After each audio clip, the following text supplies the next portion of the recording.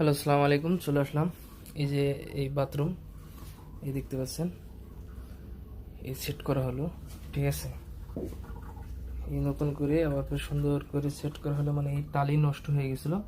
টালি তো ছিল না, আগে ছিল হয়েছে আপনার এই যে এরকম দেখতে পাচ্ছেন, এরকম ছিল। এই নতুন এই টালি লাগাইছে।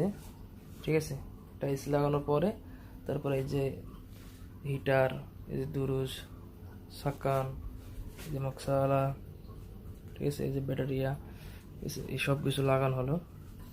তো নতুন নতুন কাজ নিয়ে আপনাদের মাঝে আমি আবার চলে আসলাম।